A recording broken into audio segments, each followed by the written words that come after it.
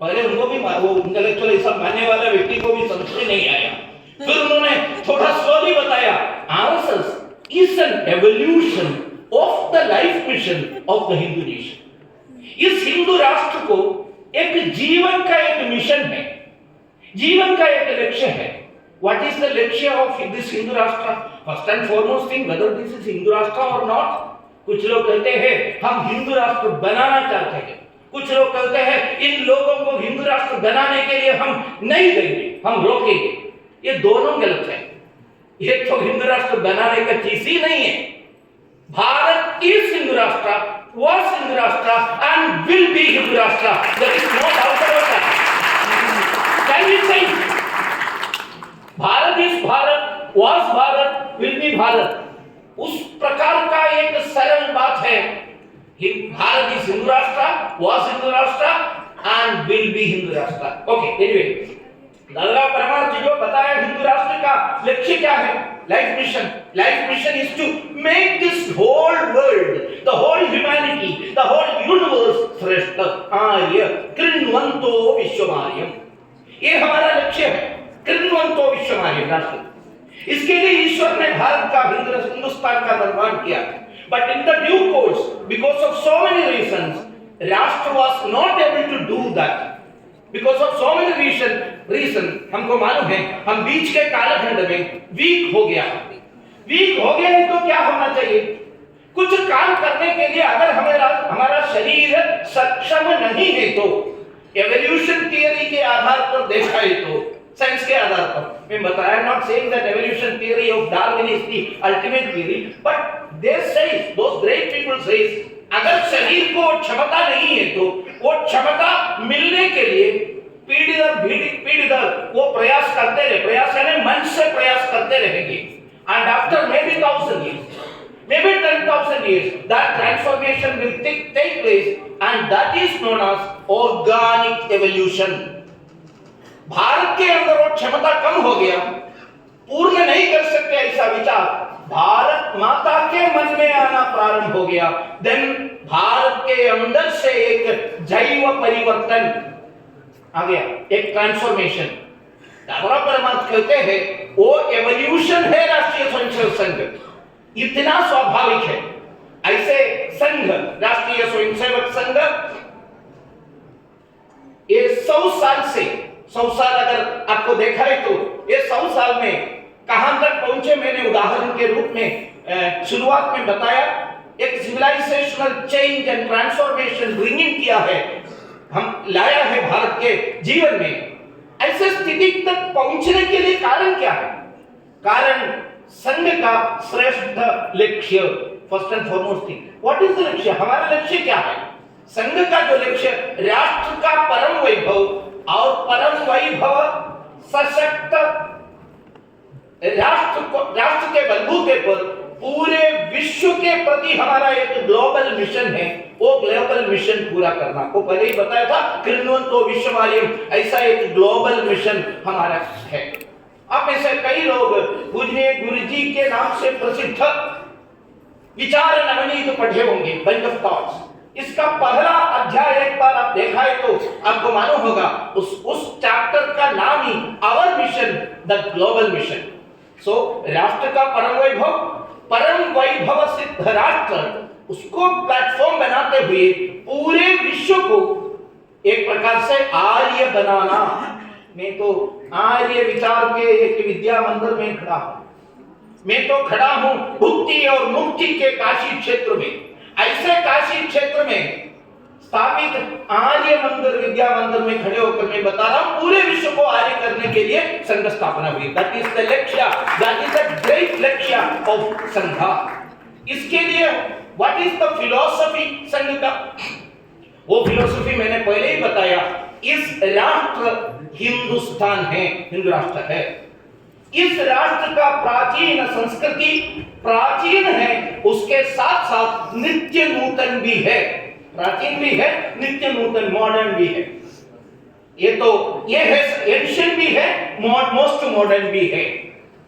ये हिंदुस्तान, हिंदू संस्कृति करने के समय कुछ लोगों को शक आते हैं, ऐसा बताना किस हद तक ठीक है। ऐसा संघ संस्थापक ऐसा हम लोग कहने वाले डॉक्टर एडगवार को इसके बारे में तीला मात्र एक माइन्यूट ग्रैन्यूल जैसा भी शक नहीं था। एक बार वो एक कार्यक्रम में भाग ले रहे थे, वो कार्यक्रम स्वतंत्रता संग्राम से जुड़े हुए कार्यक्रम था। वो कार्यक्रम में डॉक्टर एडगवार आए हैं ऐसा समझकर मंच से एक व्यक्ति उनके भाषण में ऐसा एक क्वेश्चन पूछा, डॉक्टर एडगवार को नीचे करके दिखाने के लिए क्वेश्चन पूछा, who is that fool who says this is Hindu Rashtra? ये हिंदू राष्ट्र कहने वाला वो मूर्ख कौन है? सामान्य दिल के स्ट्रेंथ वाले व्यक्ति है तो, मेरे जैसा व्यक्ति है तो, मैं अकेला हूं, क्या उत्तर देंगे? ऐसा सोचकर पीछे से आप लोग नहीं जाएंगे क्योंकि आप इस महान संस्था से जुड़े हुए व्यक्ति होंगे। डॉक्टर एडगवार वहां से उठा, उन्होंने पीछे से नहीं निकला, सामने आए, उस व्यक्ति के सामने नहीं, वो कार्यक्रम में भाग लेने वाले सभी लोगों के सामने खड़े होकर एक सिंह के जैसा उनके सीने पर हाथ रखकर बताया, I doctor Keshav Balram Hedgewar says this is Hindu rashtra and you consider such a person a fool, I am that fool and I am proud of that foolishness. मैं हूं, ऐसा आप अगर मूर्ख कहते हैं तो मैं हूं मूर्ख, ये हिंदू राष्ट्र है ऐसा कहने वाला। वो कहना फूलिशनेस है तो मैं हूं फूल, एंड उस फूलिशनेस में, वो मूर्खता में मेरे को भरपूर गौरव भी है, गर्व भी है, ऐसा उन्होंने बताया। That was the starting point of संघ। ये कॉन्फिडेंस अपने फिलॉसफी के बारे में अनकॉम्प्रोमाइजिंग स्टैंड, पूरा बिलीफ, फेथ, ये संघ स्वयंसेवकों को है। उसके लिए तपस्या करने वाले स्वयंसेवक, उनका जो सोच क्या है, इस समाज हमको सब कुछ दिया है, हम भी कुछ देना सीखे। ये है संघ स्वयंसेवकों का एक ही प्रार्थना, ये समाज हमको सब कुछ दिया है, सब कुछ। ऐसा कोई सोच नहीं सकता है मेरे को जो कुछ है, कोट है, ओवरकोट है, टाई है और मेरा भारी कितने डिग्रीज है, ये सब मेरे प्रयत्न से मिला है, ऐसा कुछ लोग सोचते। नहीं तो मेरा माँ बाप ने दिया है पैसा से मैंने यहां तक पढ़ा है, ऐसा कर सकते हैं क्या आप में से किसी को इस प्रकार का एक इंस्टीट्यूशन खड़ा करने के लिए उतना श्रीमंत कितने माँ बाप है आपको लोगों के लिए? आप इस यहां तक पहुंचने के लिए कितने हजारों करोड़ों लोगों के आंसू, खून, पसीना बह गए हैं, कितने अनपढ़ जो कर्मचारी लोगों ने काम करके यहां तक आने का रोड बनाने के लिए कोशिश किया। आपके लेबोरेटरी, आपके लाइब्रेरी बनाने के पीछे कितने लोग थे? स्वयं उनके बच्चों को इस प्रकार के एक कॉलेज में भेजने के लिए अवसर नहीं है, ऐसे भी कितने लोग हैं। So we have to be inducted towards them. Swami Vivekananda ji ने एक बार बताया, उन्होंने बताया, so long as millions of this country remain in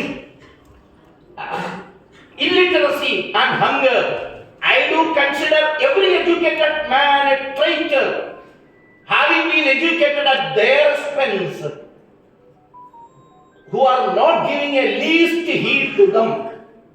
यानी हमको डिग्री वगैरह मिला है, जिन लोगों के यातना से, इन लोगों के कष्टता से, इन लोगों के मेहनत से हम इस प्रकार के पोजीशन पर पहुंचे हैं, डिग्री मिलने के बाद उनके बारे में नहीं सोचने वाले लोगों को समाजद्रोही ऐसा मैं कहूंगा।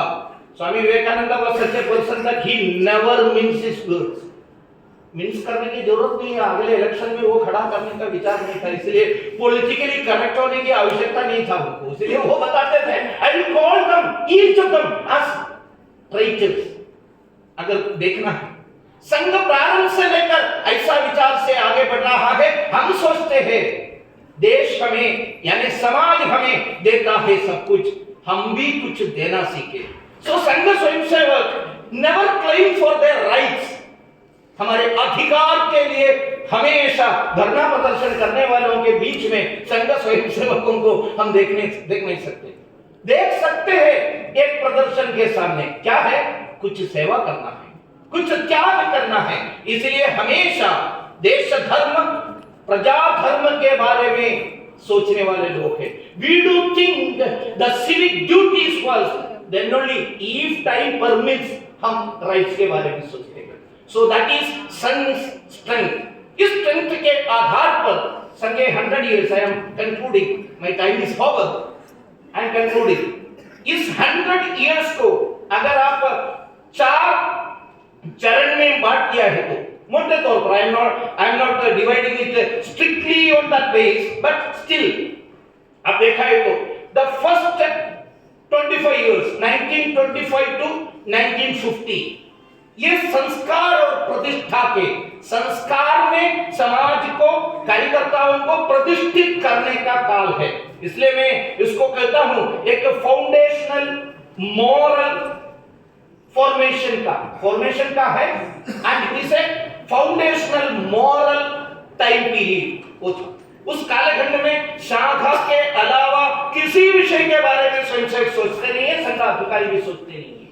अन्य ऑर्गेनाइजेशन शुरू करने के लिए खूब प्रेरणा देने के लिए कुछ लोग आए थे डॉक्टर जी के सामने, ये शुरू करना, पॉलिटिकल ऑर्गेनाइजेशन शुरू करना वगैरह वगैरह बताकर। उस कालखंड में ही डॉक्टर जी का निधन हुई।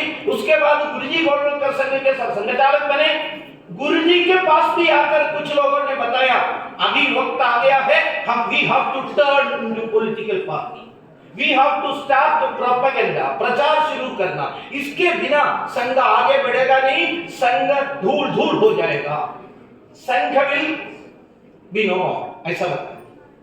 गुरुजी ने क्या उत्तर दिया, डॉक्टर जी ने क्या उत्तर दिया? गुरुजी ने बताया ऐसा किया नहीं है तो संघ नष्ट हो जाएगा, नष्ट हो जाएगा।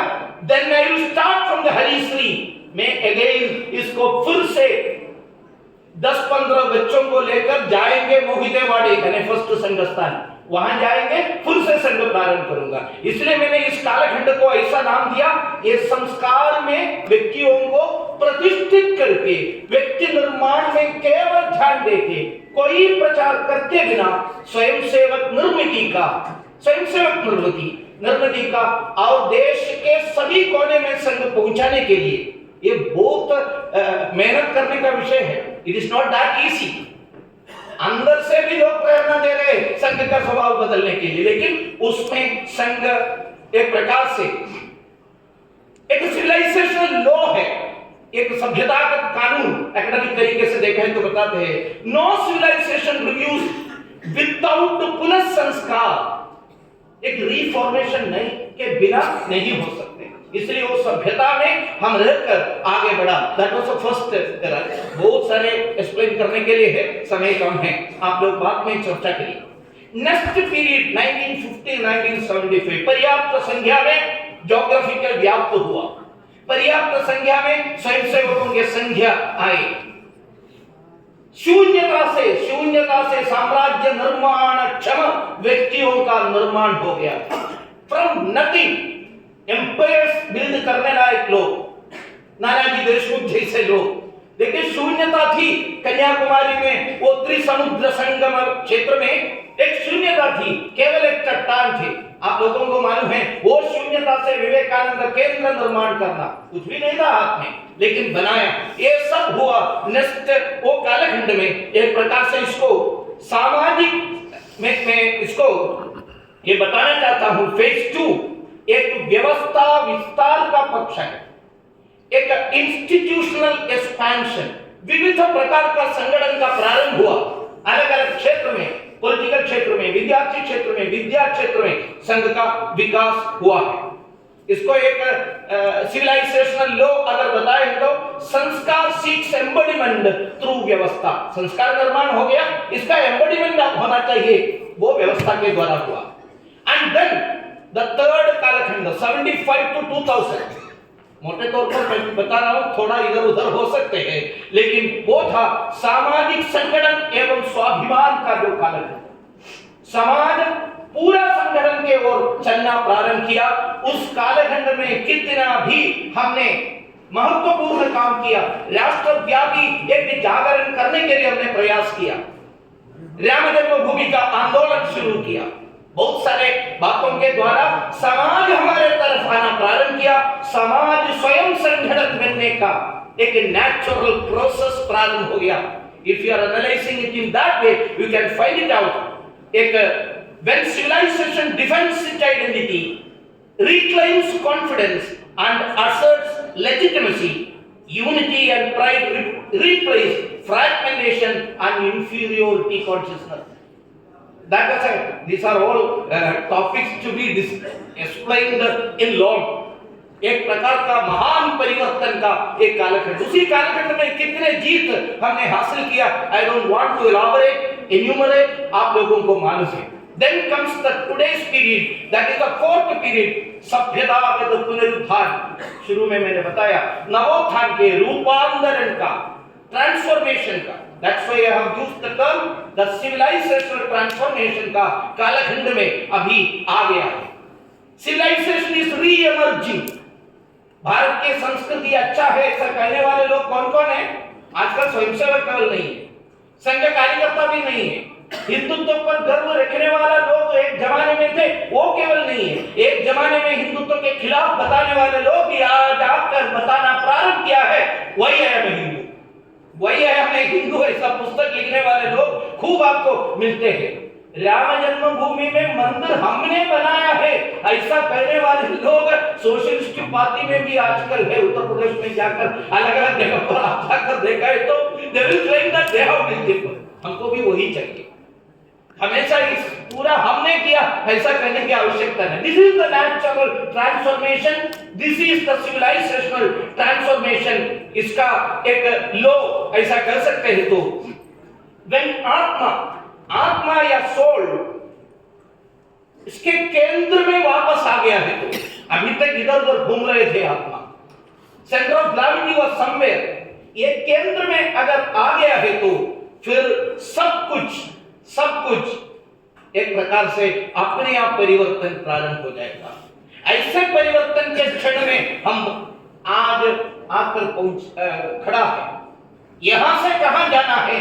फ्यूचर ऑफ भारत के भविष्य के बारे में हम जो सोचने वाला है.